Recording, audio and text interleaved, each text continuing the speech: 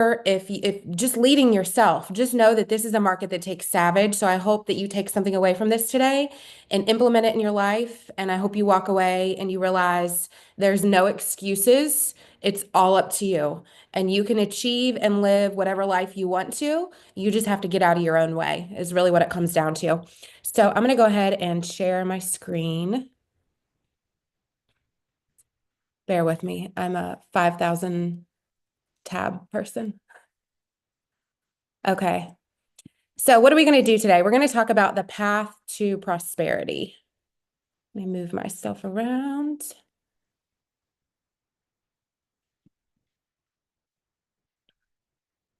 Oh, present.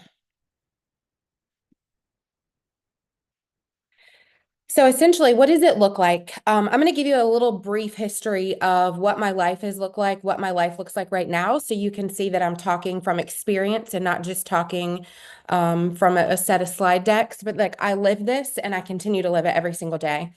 We're going to talk about facing your truths. What are your truths? Are you a sheep? Are you a wolf? We're going to give you some action steps to walk away with and boldness. We're going to talk about living with faith versus fear and just what opportunities you have to seek in your everyday life. So to give you a little brief history of me, I'm Amber Harveus. I call myself a spiritual entrepreneur. My husband is also an entrepreneur.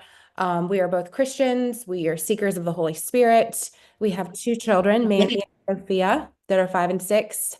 I'm the owner of the A team. I still sell 100 houses a year myself while leading around 10 agents on the team as well. I help support my husband's business. He owns a business called Super Fitness New and Used Gym Equipment.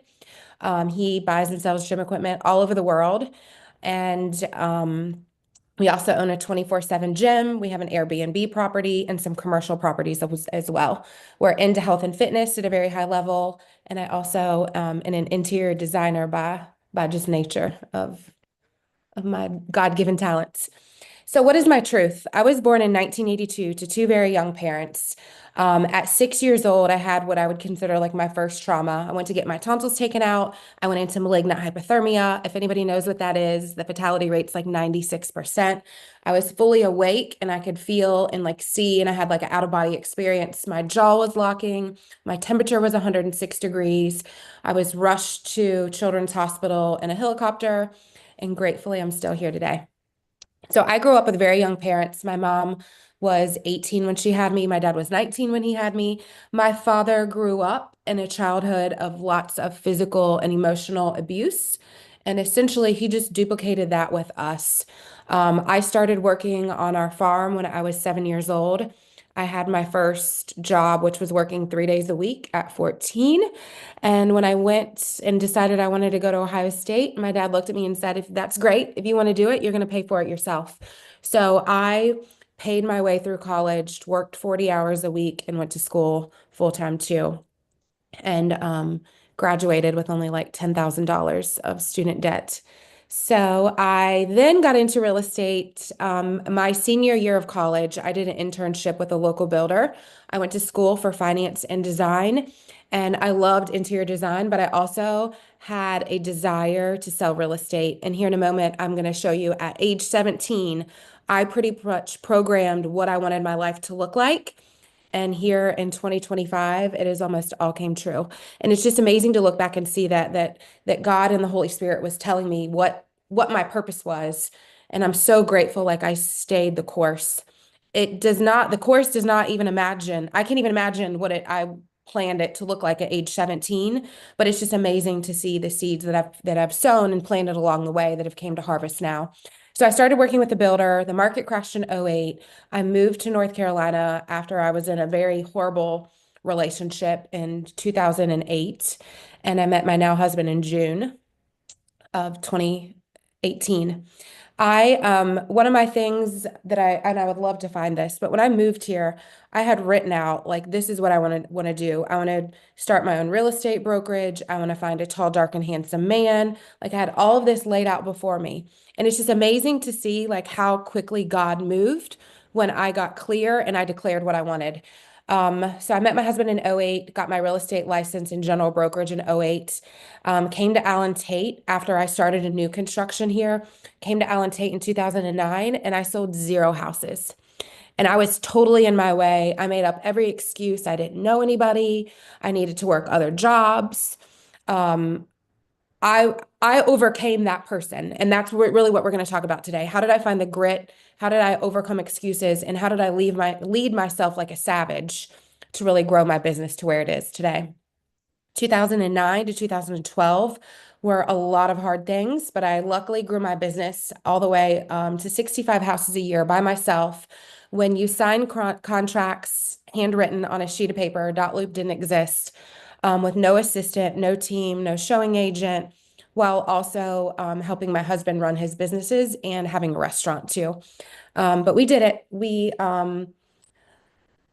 almost separated before we got married just because life was very, very hard. And we had to decide we wanted to make a commitment to one another and work through the hard stuff and pretty much navigate our businesses alongside one another. And we grew aside with one another. In 2015, we got married.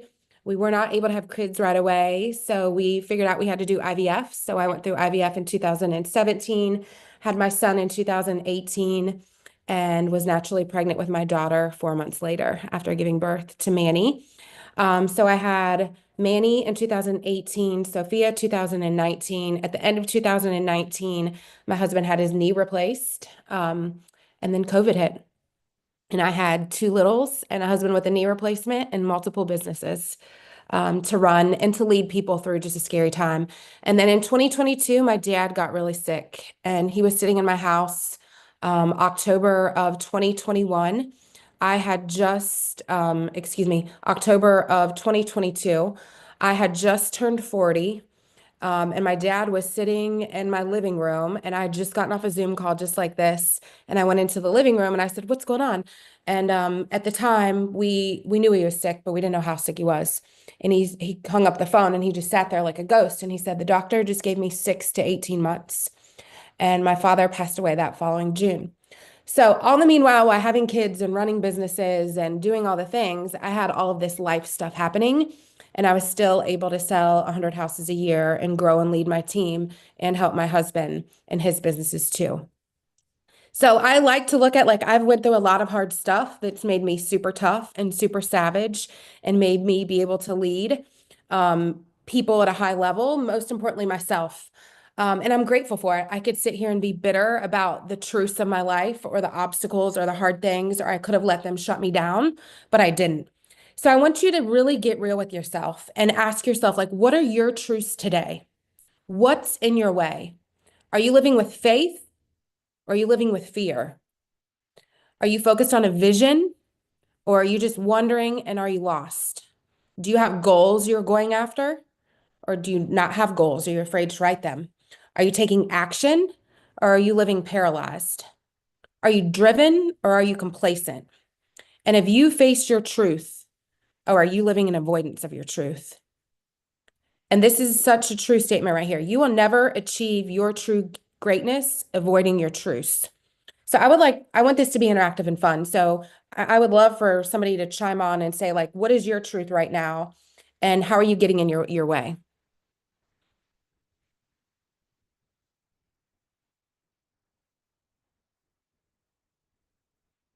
Nobody's in their way. Everybody's living their Oh no, best. I'm definitely in my way. I had some time in the fall last year to like kind of take a little step back from business. I got really comfortable. I felt really, just like kind of bulletproof, I think, in some ways, which is the worst thing for an entrepreneur. It's like literally the worst thing that can happen. Way worse than as like you, Amber, have gone through grief and lots of children and our stories, I think, have a lot of similarities, but I can honestly say, like in the fall, I just stumbled upon some complacency and just some feelings of like, this is good, it's built, and then the plane's flying, and it's fine. And I can say, like over the last few weeks, I've had to really like put my head back down and like get back into it. And I'm talking like mental, physical, emotional, just like exhaustion from just trying to get back into a rhythm of being the person that I was. But I think that I've had to like, I had to prove to myself again, like you still have it. Like it's not like your passion and your drive are still there. Took a couple weeks to wake it up, but we got it chugging. So that's been one of my things is I was really worried. I was like, maybe the passion is gone, right? Or maybe the excitement or the joy of it is gone. And so it's been kind of wild to watch the last few weeks to Mama, see that change. is that your class? And I'm going to It's point out just a different. few My mom was things. just listening today. I don't have them. I'm going to point out a few things. And a lot of people ask Stephen and I, my husband is Savage 2.0. Like he just is. There's no off button with him. But a lot of people don't realize like that's what it sometimes takes, especially when you're an entrepreneur. And I think the biggest truth you can ever face, if you're an entrepreneur, if you're a real estate agent leading yourself, if you're a leader leading a team, you always have to stay paranoid. You can never allow yourself to get complacent. And here's the key thing that I'm about to say. Momentum is the hardest thing to get. So when you have it, you got to keep it because it's going to take you months. Like Anna's going to figure out she took off a couple of months or just chilled out a couple of months. It's going to take her usually twice that long, 4 months to get herself back to where she was before. And I think that's where sometimes leading with fear can actually help you as a leader or as leading yourself. Like you have to stay paranoid and you have to keep your momentum going. You do need to learn how to turn off in your everyday life so you don't face burnout, but you can never truly totally shut yourself all the way off or you're going to pay the price. And one of the, and you just have to ask yourself, is it worth paying? And sometimes in your life you may say yes, and that may be your truth right now. But if it's not, don't do it. Like don't put yourself through that.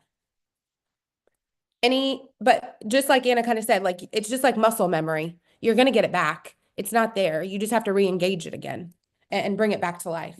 Yeah, and I think exactly what you said. It's just I mean, it's just hard to describe, but like that's what we all think we're looking for is that ability to be like, oh no, I did it. I did the hard things. And now and when it's funny because we talked about this last week with Tina a little bit with like achieving that balance and stuff. But you're right, like the win is being able to shut it off Tuesday at 2 o'clock when I need to go spend time with the kids, but not for a quarter of No. my year because I feel like I deserve it and be very guarded on voices that will tell you. I'm so glad to see you taking this time away.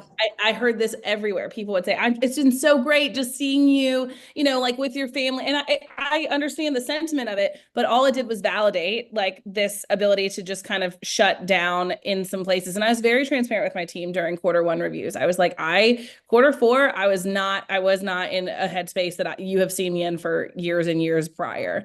But there was a lot of external validation on that. So I'd also say be guarded on who your external validation is when you're trying to get your muscle memory back. I think you have to go back into the world of savages. And I think you have to stay, if you're on a pathway or a desire to grow and to be prosperous, you have to keep your circle around you how you want to be.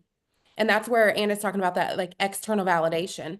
Like I'm grateful I have a husband who checks me and he doesn't let me go into victim mode and he doesn't let me lose my momentum. Like he keeps me on my toes. But not everybody has that. So you got to seek it. You have to seek that person that's going to be like, Ashley, where are you at? Like, why are you not showing up? Why are you quiet? All the things. You got to have those people that keep you in check, or you can go down the pathway of what I call essentially you're living in victim mode in some capacity. And nobody wins in victim mode ever, ever, ever. Okay. Hey, Amber, Yeah. hi, Hi, how are you? I'm doing good. So, sorry, my voice is a little bit shot. I did 7 hours of prospecting on Monday with my entire team, so You're savage. just trying to get back into it. But everything you just shared, I'm so glad I hopped in today because Yeah. this is like the amount of truth that I'm hearing from you about how you think about things.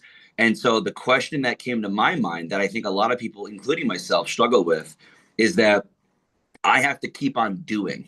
And if I'm not doing, my self-worth, I notice I have a self-worth issue. I didn't realize that until Tina told me to take a deep dive and actually go into my personality, figure out who I am. And I did. I spent a whole bunch of money and time to figure this out. How have you worked on your mindset to help you not fall victim to self-worth issues on, let's say, the months that you're not pulling in big numbers or you're not in that mode of like go, go, go, and talk about that momentum. Yeah, so I think you have to look at it this way.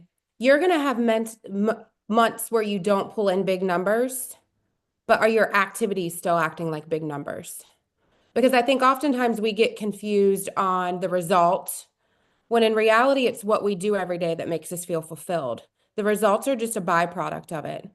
And I think if you're focused on the results, that's where you're going to find your burnout. Mm. You have to get back to like what is it I do every day that gives me purpose, that makes me feel valued? Am I spending time with myself to spiritually pour into myself, to know that God doesn't want me to seek value in worldly things. He wants me to seek value in how I can help people and how I can pour into people. And you have to be bold enough and ask for those things to happen. Some of my best days are when I had a lady in here last Monday for a listing appointment. She came in here because she was shameful of what her house looked like. And I brought her in here and we had like a Holy Spirit, Holy Ghost moment of, she's a recovering addict. She was locked up in prison for a while. She has a set of kids that are older, a set of kids that are younger. She lives in a house that she could afford. And I asked her simply like, well, what is it you like, what do you do now for a living? She's gotten herself clean. What sparked this, and this is how deep I went with her, is she had a sister that committed suicide in 2011, and she spiraled out of control after that. And prior to, she had a home healthcare business where she was bringing in 20 to 30,000 a month. And I asked her, like, what do you do now? And she says, you won't believe it, but she says, I work at the sheriff's department and I help inmates that are battling drug addiction or just going through like losing their children. And I looked at her and all I said was like, do you realize you're best equipped to help the person you used to be? And she like lost it, like in tears. Huh. She's not even able to sell her house right now because she's got some credit issues she has to work through. But if you get up every day knowing that you can like impact people's lives like that, the money will show up abundantly. You just have to seek that. That's And right. seek it wherever you go. Seek it in your business, seek it when you go to the gym, seek it when you travel. And I think oftentimes we think that we need to escape our lives and go travel, and we shut down and we lose that sense of what makes us feel good. And what made me feel good originally back in '09 when I was dead broke, I didn't know a single person here, was I got up, spent time with myself every single morning. I read like, what does God promise us? What are 5 or 6 Bible verses I'm just going to go to when I'm in a mental mind funk and I need to snap myself out of it. And I would just say to myself, like, I'm going to get up and go bless somebody else today. And sometimes that just means like giving somebody a comment at the grocery store. And I think what we don't realize is we're not seeking truly. When we die, we don't care about the money. We care about the impact we've made. And sometimes that impact is for one individual person that you just cross paths with, not even selling real estate. And if you shift your mind away from what is that I'm going to gain and put it into who can I bless today, you're going to be fulfilled no matter what. And in a result of just doing good and vibrating higher, which we're going to talk about here in a minute, you're just going to attract amazing things to you. Like some of the amazing things Stephen has attracted in his life is because he just is a good person. There's this one video I love to read, live to listen to, Matthew McConaughey. He's talking about don't just be a good, don't be the nice guy, like be a good person. And when you're a good person and when you do the small things well and when you pour into others, like God is going to bless you abundantly and bring you amazing opportunities because you're being a good person. And that's what makes you feel fulfilled. And that's what brings you abundance. And that's what keeps you from having your worth and your results, because your worth is in being a good person.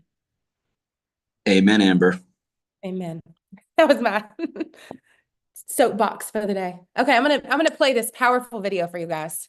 And then I'm gonna ask you, are you a sheep or are you a wolf? Are you ready? 2 kids I'm trying to recruit. Now, are you hungry? You just want something to eat? Now, hungry kid, he gonna make a mayonnaise sandwich. He gonna find a place to play. He gonna call all around to get in the gym. He gonna figure it out. But a kid who wants something to eat, he got a cabinet full of food. He just sitting at home waiting for somebody to cook it. He ain't trying to cook it. So does he practice? Yeah, because you asked him to. Does he work out? Yeah, because you know, like, come on, let's work out. But he ain't hungry. And so when you get to the Division I level, we got to get guys who are hungry. We don't need guys who just want something to eat. But for a parent has to raise, we're raising one or two kids. You're either raising a wolf or a sheep. Now, you raise a sheep, you're going to have to protect them all the time. And that's what's happening to parents. They want to protect their kids all the time because that's a sheep. You always got to protect the sheep. You can't never leave a sheep alone. That's what it is. But the wolves will find other wolves will find some way to eat. And they have to realize that. Because struggle builds character. They're trying to take away the struggle and there's no character being built on. Anybody have an aha after that video? I would love for you to share. Are you a wolf or your sheep?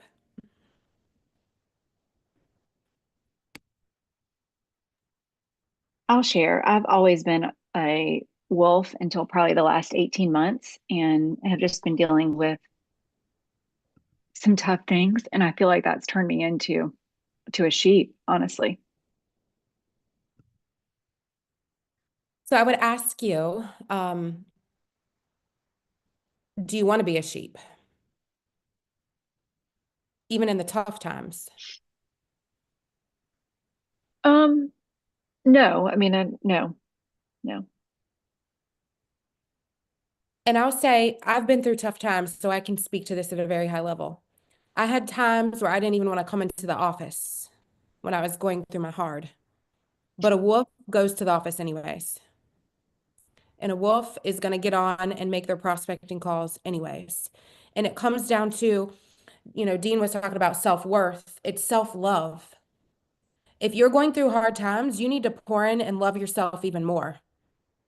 Because it's going to be hard to come through that tough time well if you're living, to me, I think sheeps are people that live like in victim mode or live without self-responsibility. And I looked at myself when I was going through my hard times, and I had two little kids looking at me. I had a husband looking at me. I had multiple people on my team. I had 6 figures in payroll between all of our companies looking at us. I had 2 younger sisters who were not financially in a position to maybe help as much as I could. I had to be the wolf. I had no other choice. And I think oftentimes I could have looked at myself and said, woe is me, I'm going to become a sheep. That's not who I am, and I didn't allow myself to do it. But I also had personal responsibility and enough self-love to be like, this is when my family needs me to be a wolf. I could live in victim mode. I was working at our gym, 42 weeks pregnant because we didn't have an employee show up. And I was in a moment of like, boo-hoo, woe is me. I should be getting my pedicure and doing all the things. But I was a wolf anyways. I didn't want to be. But I think it comes down to like a self-love and a self-responsibility and an obedience to stay a wolf, regardless of what's going on around you. It's not to say you can't have bad days. We're all going to have days. I don't feel like a wolf every day of my life. But I have people around me that make me a wolf regardless. And I have systems in play, which is what we're going to dive into next, that keep me being a wolf and keep me productive and keep me achieving the things that I need to achieve, regardless of what's going on around me. And I think that's what it comes down to. When the times get hard, you have to stick to the game plan. You can have a bad day, but don't make it a bad week. Don't make it a bad month. Don't make it a bad quarter. Don't make it a bad year. That's when you have breakdowns because you have all this weight inside of you of I wish I could have, or I wish I would have led myself better during that time. Don't do that to yourself. Like you're in control of it. You just have to pour into yourself more. Thank you for sharing though. And you can do it. You just got to get the people around you to get you fired up, and you have to read the things and listen to the things that make you go and do versus succumbing to the victim sheep mode of life. Any other ahas? I know when I presented this to Tina's group last week or the week before, I had the aha of I have to lead my team differently. I'm doing too much. And my children, I got to lead them differently too. Because when my kids get out into the world, like I want them to be wolves. And I believe with Sophia naturally has like a wolf instinct to her. That girl is fierce when she wants to be. Manny is fierce by osmosis of who's around him. I have a 6-year-old son who wants a YouTube channel, who goes to work every single Saturday with his dad or every single day off. He skips play dates. He's savage mode. He's saving for his car at 16 years old. He knows the value of things. So I had to talk him off the ledge. He asked me for 2 or 3 days in a row, like, I want a YouTube channel. I want a YouTube channel. And I'm like, Manny, mommy and daddy are not ready for you to have a YouTube channel. Like, you're just give yourself a minute. But he'll go to our warehouse and he'll get out my husband's little tripod and make him put his phone on the little tripod with a little clicker and record videos and have Steven post them of him of like showing off the gym equipment. And he's not bad at it. I mean, he's not amazing, but it's more of the doing. He's doing it and he wants to do it and he has the drive and ambition to do it. So I talked him off the ledge and said, I'm not giving you a YouTube channel. What else can I do for you? He said, how about some business cards? So I got that Joker 100 business cards and he passes them out and does all the things. The main point I want to make about that is if you're surrounding yourself with the right wolves, you're going to be a wolf too. You just have to get around those people that are wolves and breed off of their energy, and then you become savage at a very high level. So I would ask yourself, like, how not only are you leading yourself, but like, what example are you setting for your kids? And what example are you setting for the people around you, for your teammates? If you're a leader, how are you leading your team? Because if you're not leading people like a wolf, they're leaving so much inside of them. And there's so much more. And it's your job as a leader to not only bring it out of yourself, you need to bring it out of them. And to me, one thing we say on the team is accountability is the highest form of love. And somebody that truly loves you is going to have those tough conversations with you to get the best out of you and to make you savage and to make you a wolf. So personal mindset's everything. If you have a strong purpose in life, you don't have to be pushed. Your passion will drive you there. I shared a post yesterday on social media, and this is what drives me. If I get up every morning, 4:30, 4:45, is it perfect every day? No. But like today I was up at 4:15. I was just like excited for the day even before my alarm went off. I did 40 minutes of fasted cardio, all the things. People ask me why, like why and how. The why and how behind it to me is this. I grew up with a mom who she still works. She hopefully is going to retire in a few months, but she still works 60 to 70 hours a week. So I didn't personally get a lot of time with my mom growing up. But I want to be savage like she is. She was a secretary at the company that she works at now 42 years ago and has worked her way up all the way to the CEO in a male dominant industry. Like my mom is a freaking wolf. And the whole purpose and passion I have behind this is if I am an entrepreneur and I can grind hard and get up earlier and work when I need to and have a full day's work knocked out by 12 at the latest 2 o'clock, and then I can work out again, and then I can go pick up my kids at school every day and actually like spend good quality time with them every night. Like I'm in control of that. If you can get more time with your kids and your family, all by getting up an hour earlier, why wouldn't you? And I think we look at it, the sheep in us looks at it like I have to get up an hour earlier. The wolf in us looks at I can get an hour more of work done. And that means I can spend an hour more time with my family or doing something else I love to do. And that's really how you have to start looking at your time is what is 1 hour less of sleep worth to me? I'm still getting 6 hours of sleep, sometimes 7 hours of sleep if I go to bed a little bit earlier. Like, what's that worth? Is it worth getting an extra hour of your time? And what it comes down to is if we're focused on our personal mindset and our self-worth and our self-love, we'll do what we need to do when we have to do it, which allows us to live a big life in all aspects, personally and professionally. So we have this journey within us, and I think you can't skip the process.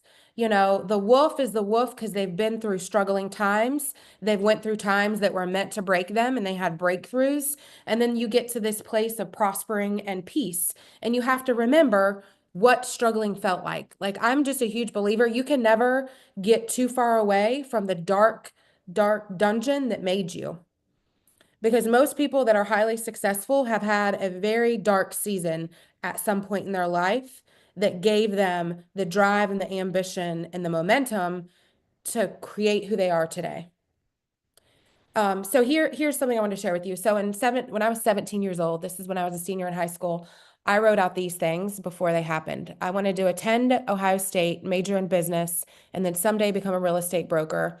I wanted to get a full-time job and hopefully a new car. I wanted to attend Ohio State. I wanted to worry more about enjoying life and not my financial situation. Do something you are interested in or enjoy doing it. And I want you to sit there and think about a 17-year-old writing that.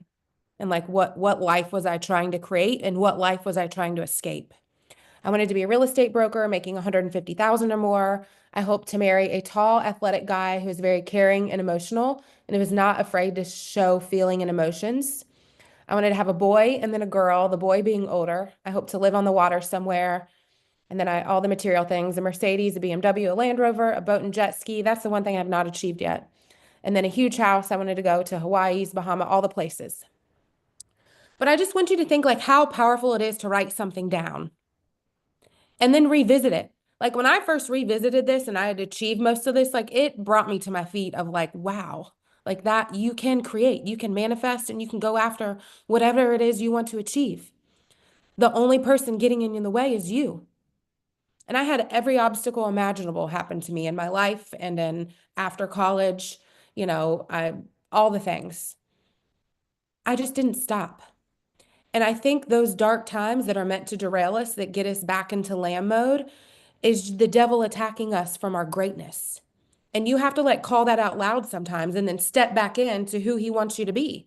And he wants you to achieve abundance. He wants you to have all the things. He wants you to give back. He wants you to go deeper. He wants you to pour into other people. He wants you to lead people to him. He wants you to achieve whatever it is you want to achieve in life. The problem is we start allowing the devil to speak to our mind. And he yells at our mind. God whispers to your heart. But we're so busy, distracted what the devil is trying to tell us, and we're not listening to the small whispers that are really guiding us. And that's what it means of like, why do I get up and spend time with myself every morning? Because I want to hear what God's whispering to me, and I want to listen, and I want to be obedient in it, and I want to step forward in it. And that's what will keep you going when times are hard. It'll also, when times are good, make you not lose sight of yourself. I'm going to look at the chat stuff. You were literally, yes. I'm going to church with you one day. I am. Yes, come to church with me. Okay. So start where you are. So you have to meditate and be still. What does your soul whisper to you? And are you staying true to you? What's your purpose? And what brings your soul peace? We live in a world that distracts us and pulls us and gets us so off target to who we are. And I have on my vision board this, let me show you her. You see this little radiant being of a soul? This little person gives me a visual of getting back centered and staying true to who I am. Because we can all seek what we think we want, but like your heart knows what you want. You're just not being still enough and quiet enough to listen to it. So I'm a huge believer in like being still every morning, get into the word, meditate on the word, and just listen. You then need to create a vision of what it is you want for your life. So after you've gotten true and centered with yourself, you need to create a vision of what does that look like? And then you got to get real with yourself. Where am I at now? And what are my strongholds? What's holding me back to where it is I want to go? And then you got to create it. You got to create a vision board. You got to back into that vision board with what are the activities I need to do to make my goals come to life. Because I think where most people fail is we create a vision board and we have goals, but we don't talk about like, what is it that it's going to take to make this come to life? What's my mindset? What does the discipline need to look like? What's my obedience need to look like? Who are the people that I need to have around me that get me to achieving my goals? Here's a quick little meditation exercise. I'm not going to put you through this, but one powerful thing that I will say is this. I would love for everybody to screenshot this or just write this simple statement down. It's out of the book, The Universe Has Your Back. But there's one simple line that I found that can spiritually realign yourself and get you back to that place of feeling centered. And in your meditation, and you can just say it to yourself throughout the day. I do often when I feel like I'm not being who I want to be, or I'm distracted by the world, or I feel scattered and chaotic. I witness I am out of line with my power. I choose to seek peace. And I would love you all just to repeat that to yourself. I witness I am out of line with my power. I choose to seek peace. And if you get yourself back centered, you're going to realize like your self-worth is in being who you are. It's not in the stuff around you. It's being who God wants you to be and then going out and being who God wants you to be. And I'm a big believer, like he wants you to be the abundant person that you are inside. He wants you to share that with the world. I was on my coaching call 2 weeks ago, and I was just having my coach like help me through some of my strongholds and some of my truths I'm telling myself. And there were a few things, he said to me, and he said, "You have such an amazing energy. What keeps you from sharing it with everybody?" Because I said to him, when I get in big rooms or when I get around certain people and they give me a vibe, like I will go internal and shut down in a New York minute and just stay to myself. Anybody that's been around me long enough, Mary Carol, I know knows this. I can do that. And he said, but your heart inside is like this. I don't know if you can, like you inside of you just want to like bring people so much love. And he said, you're holding yourself back by not bringing the love anyways, regardless of how you make them feel or how they make you feel. So I'm like working through that now of like, how do I not allow others' energies to affect me? And how do I bring my love regardless of what the vibe in the room is? And he said, if you continue to do that, like you don't realize the people you're going to get through. Because in all reality, the whole world is like walking around with their arms wide open, saying like, hug me, love me, see me, pay me attention, pour into me. And I love to pour into people. That's what fuels me every single day. So why is it that the people that are probably giving me the bad energy, why am I not like this with them? And it's because I'm in my head and I'm worried about myself and I'm not worried about my purpose of like loving on others. If people give me bad energy, those are people that probably the people you need to pour into. And here I am like succumbing to their energy, and you have to be stronger than their energy. I'm just giving you one, situation. For me, everybody has different things. But you have to realize like you have to be true to your purpose. And I have a few purpose statements that I always have stayed true to. Some of these are 20 years old. I'm always going to seek the Lord's will, and I always pray. I pray this over my children every single night. May he lay a purpose so vividly on my heart that it's clear, and may I seek it daily. I pray over my kids every night that God lays a purpose so vividly on their heart that they seek it. And then go out and be a blessing to others, even when you have little. I think one thing that started catapulting my business was I had like negative in my bank account and I was working all the time and my business just wasn't taking off, was I was going to go out and bless other people, whether I could or not. You just got to do those things and be obedient sometimes. And then one thing that has came like full circle, especially after my dad passing, and gratefully almost 2 years later, I'm almost settling his estate, is I want to strive to create a financial wall around my family that no one person or thing could ever penetrate.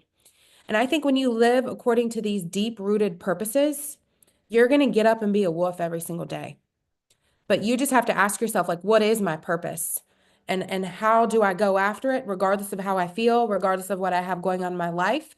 Because these purposes will make you get up and be a wolf, regardless if you want to be a wolf. So now I want you to take like, what's your reality? Where are you at now? What's your vision for your life? And how do you bring it all to life? And a lot of you have probably already seen this, but I live by what's called a 12-week tracker. And this 12-week tracker keeps me out of my emotions and keeps me in the task of what it is I need to achieve every single day to move my business forward or to move my personal life forward. Let me show it to you really quick. One of my billions of tabs I have open. Okay, so this is my 12-week tracker. So I have a personal one and I have a professional tab too.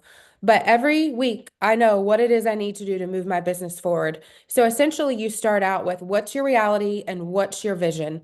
And you have to get true on where it is you're at today, where it is you want to be in a year, and create that. And it's in every aspect of life, your physical health, your personal life, your key relationships, your business, your financials, and your spiritual self. And then from there, you need to create a GPS, which is this year, we want to sell 308 houses, 154 listings, 154 buyers. Let me. My biggest key this year is focusing on my inner growth, valuing myself more, focusing on growing the business, and allowing my director of operations to hold the team more accountable while I grow internally.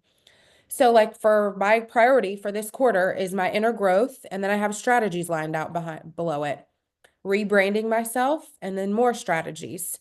And then I still need to take 8 listings a month and 2 buyers a month. And how are we going to do that? So you create this overall vision for yourself, but you still got to get up and grind every day. It doesn't just magically happen. So that's where the professional 12-week tracker comes into play. So every week I know what I'm doing to move myself forward personally and professionally. And at the end of the week, you grade yourself. You put done beside everything, and then it computes your grade. So I try to get at least a 70 or above every single week. This keeps you moving forward and keeps you focused on what you need to do, regardless of the hard around you. This keeps you being a wolf. It keeps you being savage constantly because you know what you need to do this week, and it's a non-negotiable, and this doesn't always work for all personalities, but I don't care what personality if you are, if you're trying to grow and if you're trying to be savage and you're trying to be a wolf, you got to lay out what it is you need to do every week, or otherwise you're just going to get up and you're just going to be. You're not going to move forward. You're going to be stuck in analysis paralysis. This is going to give you an idea and a focus of how do I move myself forward every single week. Oops. Keep your mindset positive. This is a poem that I would go to back in before I even moved here, like in 2005. When I wanted to quit, when I didn't have people walking into my sales model and I wasn't making money, I would always tell myself, don't quit.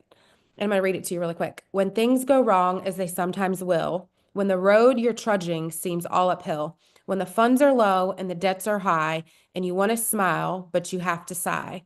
When care is pressing you down a bit, rest if you must, but don't you quit. Life is strange with its twists and turns, as every one of us sometimes learns. And many a failure comes about when he might have won, but he stuck it out. Don't give up, though the pace seems slow. You may succeed with another blow. Success is failure turned inside out, the silver tint of the clouds of doubt. And you never can tell how close you are. It may be near when it seems far. So stick to the fight when your heart is hit. It's when things seem worse that you must not quit. And this is just something that always, I still go to it. It's something that just always gets me back to like, don't quit, don't give up. Like, keep going. Keep going because your gold is usually right on the other side. And this is an image that I have in my little book from 20 years ago of so many people live here and then they give up. I've only succeeded, my husband's only succeeded. It's because we keep going. Like the diamond is right on the other side of the work you're trying to avoid. You don't just get here because you said so. Like there's work, there's sacrifices, there's things you have to do. And success, there's nobody that just gets successful because they said so. Like you're going to have struggles. You're going to want to quit. You're going to want to give up, and you just have to keep going. And then sowing, I just am a huge believer. You sow what you reap. It's a universal law. If you want to reap a good, amazing, abundant life, like you have to sow good seeds. And I think this is oftentimes where we go wrong. If you're sowing seeds of victimhood, if you're being a sheep that's not doing what they need to do when they need to do it, if you're not making your prospecting calls, if you're not making the contacts you need to make every day, like you're not gonna reap a harvest. And I think so often we get the harvest in front of the struggle. The struggle always succeeds the harvest. And you always have to know that like I'm going to go through seasons of struggle, and I'm going to plant my seeds, and I'm going to keep loving on them, and I'm going to keep watering them, and they're going to grow, and know that it is going to reap an abundant harvest. But it's your job to nurture them. Don't just plant them and give up. The day you plant the seed is not the day the harvest comes. It takes a long time sometimes. And I think that's just God testing you on how bad do you want it. Because I will tell you, anybody who does something at a very high level and succeeds at a very high level, it's usually because they love it. They're not doing it to make money. They're doing it because they love what they do. They're passionate about what they do. If you're just doing it to reap the harvest and to reap the abundant fruit that's coming, you're doing it for all the wrong reasons. Because I'll tell you, and I think Anna would say this too, this is not where I grew. This is not where I developed my character. It's not where I became a wolf. It didn't bring me any of the things I needed to succeed, this abundant harvest. It was all of this. All of this gave me, Argue that if not careful, that is where you will decline. yeah, for sure. You got to stay in this. You got to stay grateful for this. You got to keep grinding. You got to keep doing it whether you feel like it or not. Because there was a time and place like getting up and going to work to make zero money. I could have easily gave up. Or having kids back to back and then my husband having a knee surgery and then COVID happening, I could have gave up. Or I could have gave up when my dad was sick and I was at the Mayo Clinic for 2 weeks and then in Ohio for another week. Or I could have moved here and gave up really quick. But I'll tell you, when I moved here a year later, God put me through such a hard season, I couldn't leave. And I had to stay here. And I wasn't allowed to leave. But that hard season of my life birthed an amazing, abundant harvest. It made my marriage stronger. It made my relationship stronger. It made me grind. It made me work harder. It made me do all of the things because my back was up against the wall and I didn't have any other choice.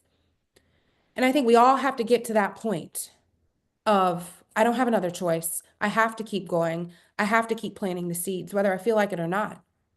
And you just have to drive through it and don't quit.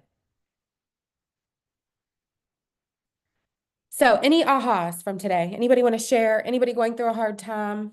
I would love to connect with you deeper.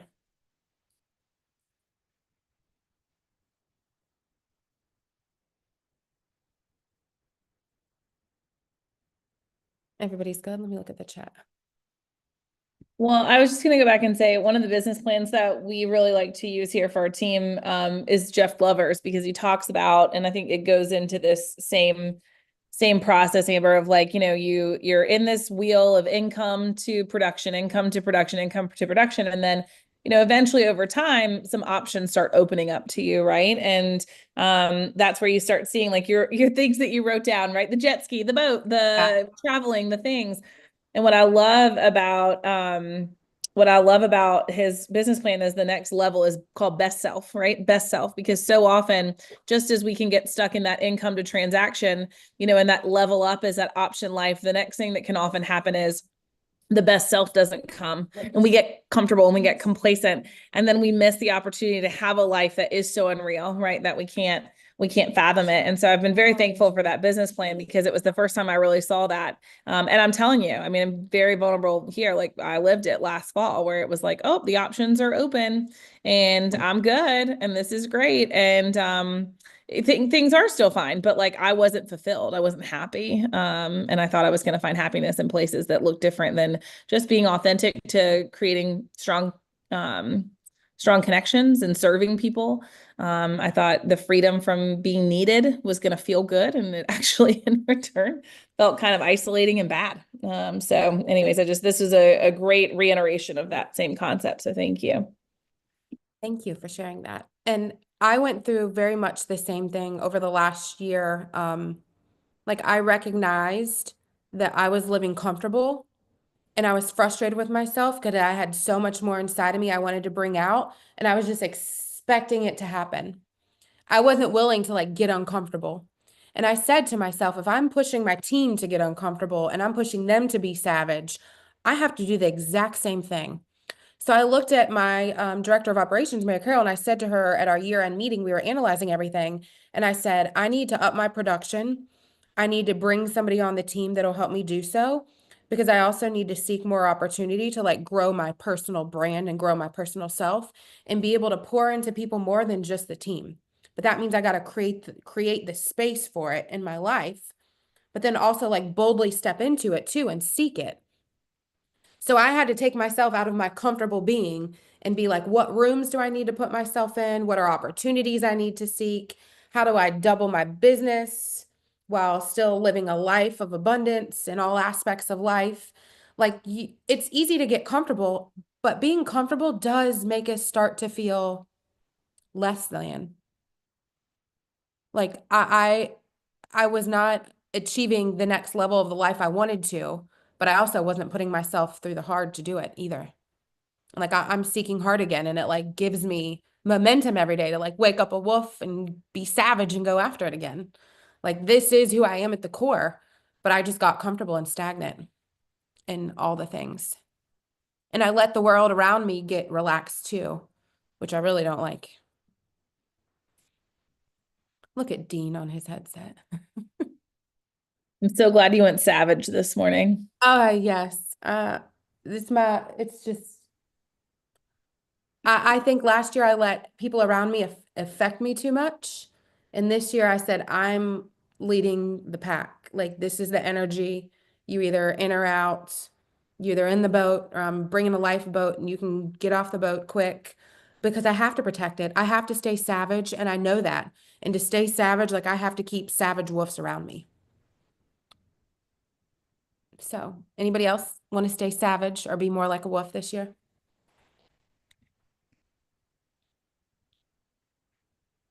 Yeah. How? Yeah. I'll always be in your pack, gal pal. Yes, same sister. All right, everybody. I saw on your list that you've got to book your trip to Cabo. So you done did that? book my trip to Cabo. I'm waiting for like good flights to pop up, but then Yeah, well, I hope Alice booked her flight. She's like, "Did you book your flight?" And I was like, "Yeah, for sure." And I was going to do it that day, and then I forgot which flight she was on, so I got to still book my flights. But Allison won't watch this. She's in Botswana watching elephants. Good for Someone her. on her team tell her I don't have my flights. don't I'm tell her. obviously going. Yeah. Yeah, I am just like looking for good flights and there's no good flights. They're all like super early morning, which I'm fine with, but Steven's coming with me, so I got to be gracious. Or they're like afternoon, but take 12 hours to get there. Yeah. So I think we're just gonna have to suck it up and take a morning flight. The flights home are fine. It's just the going there are very limited. Where are you So flying out of? I was gonna fly out of Raleigh. I looked Charlotte, but Charlotte doesn't even have better choices. Well, when you get that really, that really picked flight, when you pick it, just Yes. I will. It's on my, by the end of this week, I have to. It was on my last week, but I didn't get it done because I was like, oh, there's just no good ones. all right. Well, I'm gonna sheep it up Like and let 9 or pick 10 o'clock. for me. Okay, I'll pick yours. Flight. Okay. All right, y'all. Thanks, girlfriend. This is amazing. Okay. Guys, all these recordings are on our Agents Empowered YouTube page. I will try to make sure that we get the tracker added to comments there. And we'll if Amber doesn't mind, we'll probably send it out in a recap email this week too. So look for that so you can share it with your people. So we've got people lined up for February. So we'll see you again here, same time next week. Go crush it, everyone. Have a great